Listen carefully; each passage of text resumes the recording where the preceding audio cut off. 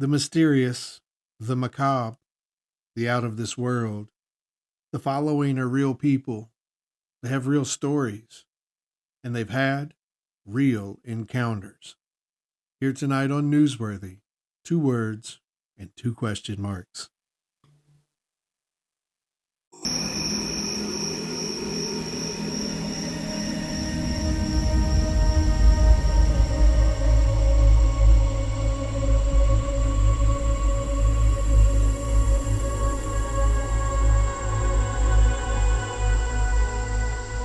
He's alive!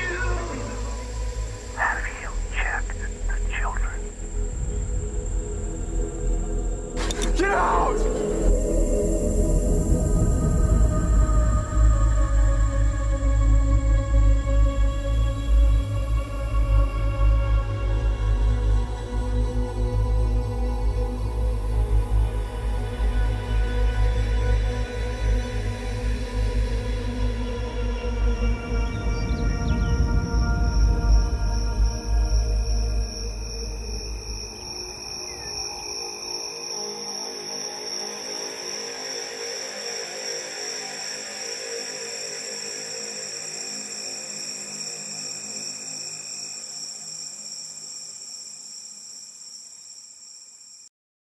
Welcome to Encounters.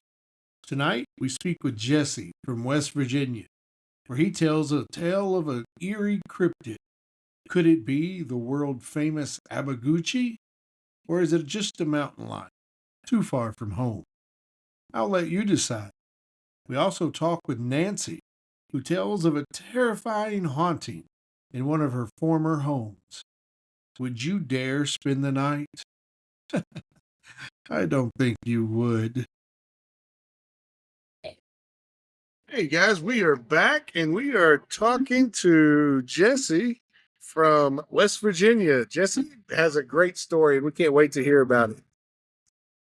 Yeah, so it was early 90s. My father was living in Buchanan, West Virginia, which is Upshur County.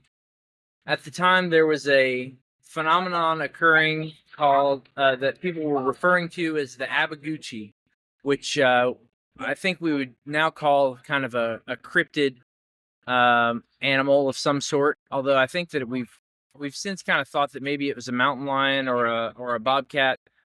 People were getting their dogs and their hunting dogs torn up. They were trying to catch this Abaguchi. People had caught glimpses of it. There's a phenomenon in West Virginia of the Black Panther, right? Everybody thinks that there's still Black Panthers out there. It's the same way. That's Yeah.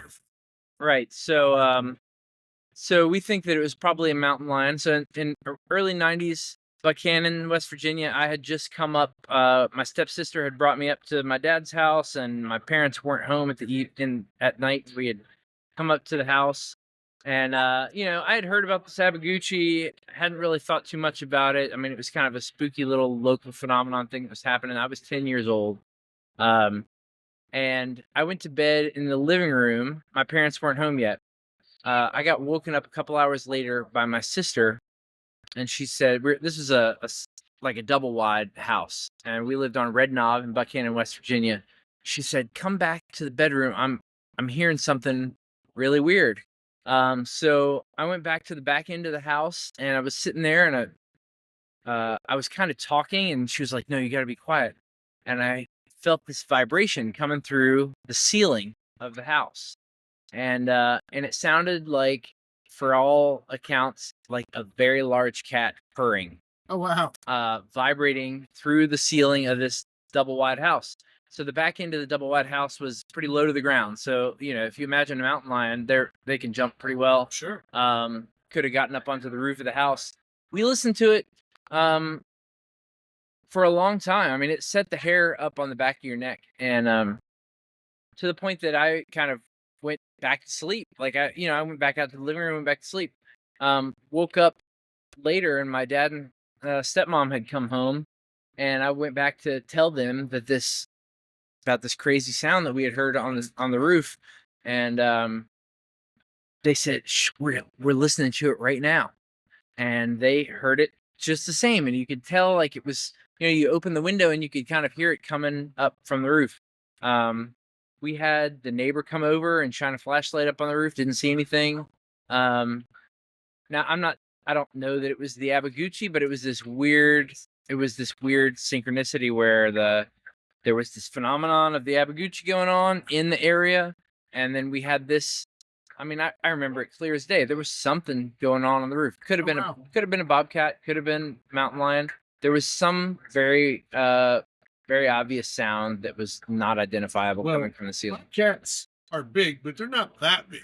You're not going to hear them purring from the roof if you're inside the house. Yeah, I mean, it was a double wide, so I mean the roof, there wasn't much of an attic to speak of, but you could definitely feel that there was something going on. I don't know. That's my story. It was a little weird. I appreciate you sharing it with us, man. That's a cool story. Man, Jesse's story gives me the creeps. I sure hope I can stick around for all of Nancy's story.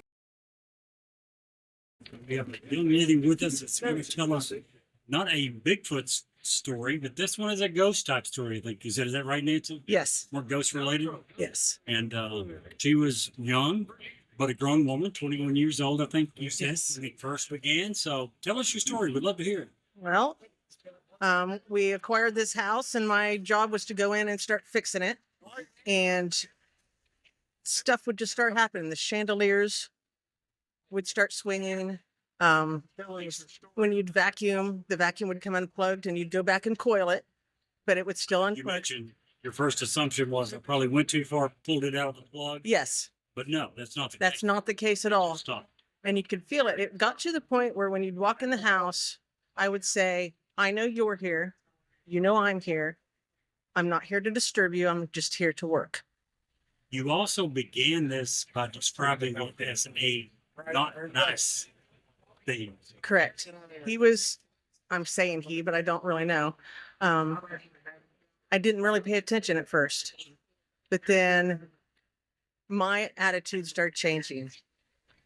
Here it comes. Oh, absolutely. And How hard it be to tell the story, even after all these years. It doesn't get easier. it doesn't get easier. And Which it's tells you nothing else how much it affected. right. And I had a roommate at the time, and she would come home, and I would be in the house, and I didn't notice it, but the windows would all be glowing red. And she would get in there to make sure I was okay. And when you did drive into the driveway, you could see this entity pull back the drapes and look out and then let go of the drapes. Okay. So How do you go into a house after seeing it? How can you walk in the door? it's like I'm drawn. And when it goes up for sale, I want to go inside, but I can never catch the realtor. And it goes up for sale quite often. And it's I an wonder why. I wonder why. It's still happening, right? Yes. And it used to be like on 7 acres, and then they sold that, and it's just like a housing development now. And it couldn't be destroyed because it's a historical house. Okay. One evening I dreamt, and in one of the rooms, this one particular room, the animals wouldn't even go in. They would stop at threshold. That tells you something. They would not go in that room. And in this dream, there was a crystal skull. And from this skull was this entity, and it was trying to shove itself down my throat.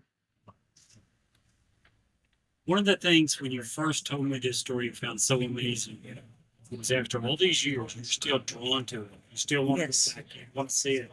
You led me to believe possibly you're even considering buying it sometime. I can't imagine. And I said, why? It's not a nice thing. It's not a nice thing. It's a very not nice thing. And your response was, I feel drawn to it. I feel drawn to it. My son was 3 at the time, and he's still drawn to that house. He does drive-bys because he works in that area, and he'll do drive-bys to see if it's up for sale. You said not nice. Is it ever actually physically did anything to try to harm someone? It- You know, Not that I know of, no. But you could just tell when you walked in. very It- ominous. It would if it could. But that particular dream. I don't want to throw you under the bus No. to try to reveal something you don't want to.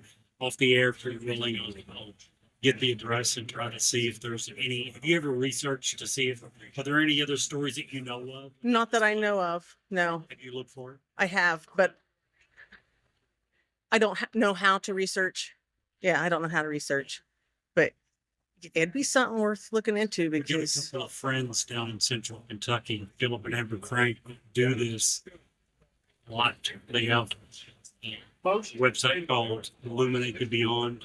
They're on their website, TikTok, Facebook, and Instagram, and everything else. And they do these paranormal investigations where they go to places and actually do investigations. They would absolutely love to hear about it. yeah, there's this one photo my son took when we lived there, and I was opening the refrigerator. Okay, and when we got it developed, because that was before Polaroids, when we got it developed, you can see right through me and everything in the refrigerator.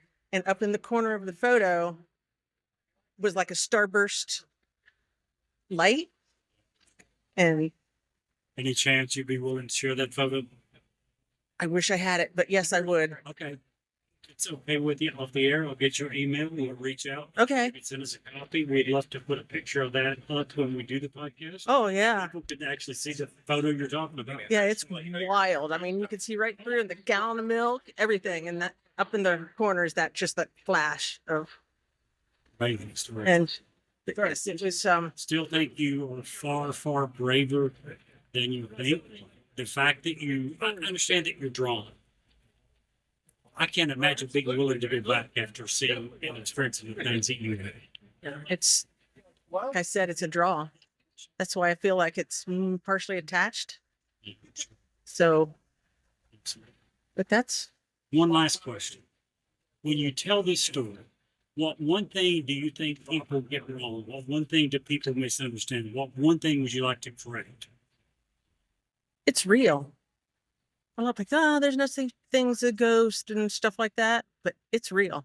So, It's real. and this is not one time event. Oh no, Multiple I times. lived there for 3 years and it This was is not- always happening. This is not after some drunken night at a local pub. Right. I It's remember, happened many times. yeah, we were setting up for Easter because we had Easter at my house. And as we were setting up the decorations and stuff, that chandelier just started rocking back and forth, and sparks were falling. And it wasn't like in the holiday coming up, that particular holiday. Yeah. Certainly appreciate you telling us your story. An extremely interesting story. Thanks again. You're welcome. Appreciate it. And Jerry, if you can't see the light, Be the light.